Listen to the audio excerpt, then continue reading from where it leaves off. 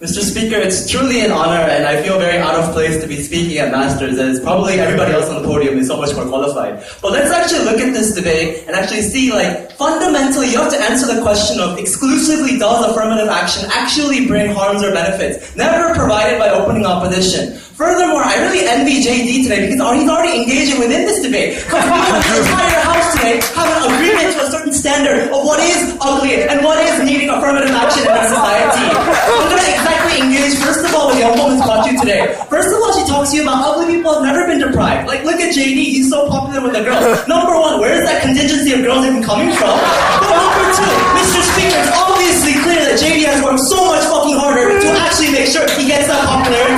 Historically, he's been put in a position where he's more questionable and essentially tougher to get girls. Mr. Speaker, look at it this way. In the status quo, we actually have pictures of resumes and advertisements where they say they want comely women within that position. We think this is the exact harm in our society. Furthermore, she goes on to another idea regarding anorexia and simply saying that it's like a simple change of times. But we think this is exactly what we push for in the status quo in our society, and we think this is clearly harmful. Furthermore, she talks about versatility and corporate actions, right? About, and then remove that picture from the resume. Why can't they go together with our policy, Mr. Speaker? How is that exactly mutually exclusive? And furthermore, what is the exclusive harm of affirmative action coming from their side of the house? Never proved to us today why these two ideas cannot go together. Furthermore, she talks about image construction about these ideas, about how, times will change and whatnot. We tell you that it's making certain people just sit back and wait and accept the harms that have already been put upon them. Mr. Speaker, we agree that there are degrees and preferences, especially degrees of obesity. But when you actually create a fat and skinny dichotomy, it's actually creating a level of radical preferences that restricts individuals from doing anything because of the fact that you either fall under fat or skinny or ugly, as JD would say. Furthermore, we ask you, she says, why are you actually weakening these individuals? Which is the central question, the quintessential question we ask them. Their burden today is to prove then why affirmative action does actually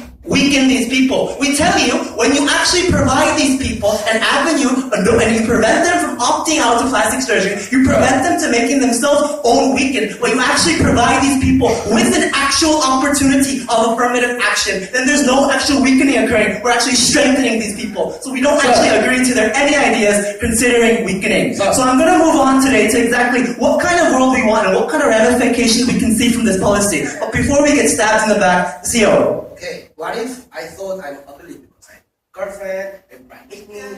Suddenly government said, no, you are not ugly enough. That is why you can't get a job. Now what is your solution about that? Because we don't have any ugly standard.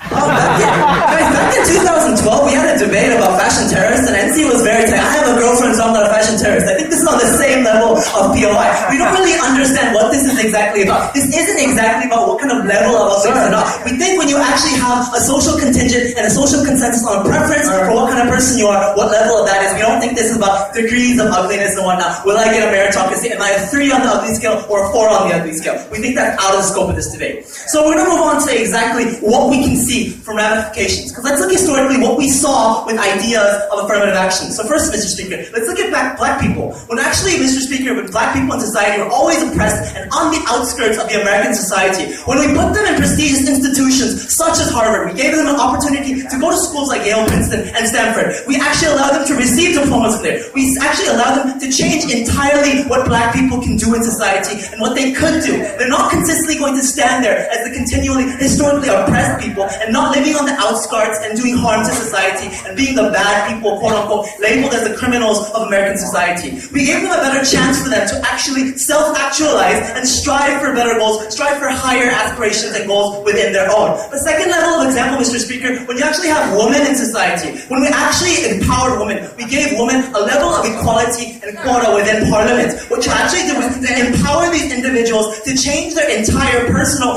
internal methodology of psychological culmination, Mr. Speaker. What we actually did was we made sure that these people don't feel limited and actually limited under the shackles of society and government, that they should stay in the house and they should actually care for their children. We allowed for these people to self-actualize and empower themselves in a different realm, in a totally different arena where we empower them in society. But furthermore, Mr. Speaker, we're actually doing this, we're making sure that these individuals get a better self-esteem and feel more comfort in their own skin. We actually increase what we, Mr. Speaker, see in society of role models of these people who are historically oppressed and as minorities. What we think is we're going to actually push for role models and actually push for striving for more equity and equality of confidence, Mr. Speaker. We think that the self-respect idea of can you actually feel respect for yourself as an individual and self-actualize is actually very limited and actually puts to a certain side in society. We think there's a problem. And before I go on, opening. Sir, self-actualization does not come from someone telling me that you can be actualized, but you believing in yourself that you can be actualized, right? The kind of society that you want to make is where these individuals can feel empowered regardless of the way they look, regardless of the way that society tells them that they look. You believing in yourself when you have the opportunity, Mr. Speaker. You believing in yourself when you constantly don't have to opt out into plastic surgery and making sure you fit the social consensus. But moving on to my second level of analysis is what kind of discourse we want. Because obviously the opposition bench is going to run a similar case. No, what if you just put these people in these positions? Nothing's really going to change. They're going to feel more in danger. No, Mr. Speaker. What we think is that when we actually put these people in these positions, we can actually allow these people to actually go to society and seek what they can get, of what we can actually see from the people, what we can actually discuss about these people in their nature. Mr. Speaker, in the status quo, we discussed about these people. We discussed about black people and women based on pre-assumptions and expectations for what these people can and can't do. But when you actually put these people in these positions, we can actually allow these people to, number one, prove themselves in society so we can talk about them based on what good they've done, but also if they fail, then they should face that social justice for what they've actually earned and what they actually haven't earned, Mr. Speaker. We think that based on just judging these people on pre-expectations and assumptions is exactly the model we want to change from and alter into a system where we make sure that these people have the same level of equality and self-confidence when they're actualizing under a system of empowerment, Mr. Speaker. We think today that to create a better world, we want to create a better world with better opportunities. And we think the best model we can provide is actually making sure that ugly people on the outskirts as member of government or government whip, so make sure he doesn't feel harmed. He doesn't feel this interior limitation to self-actualization. We think that when you actually create a better world then, you actually have to answer what is good for this better world. And from them to not really answer this question and say, no, affirmative action is bad because maybe there's an ugly scale or maybe there are certain things that we can't, provide for. We think that opposition is running away from this debate. Opening government stands in this debate. This is a debate where opening government takes first. Take that clear. Yeah.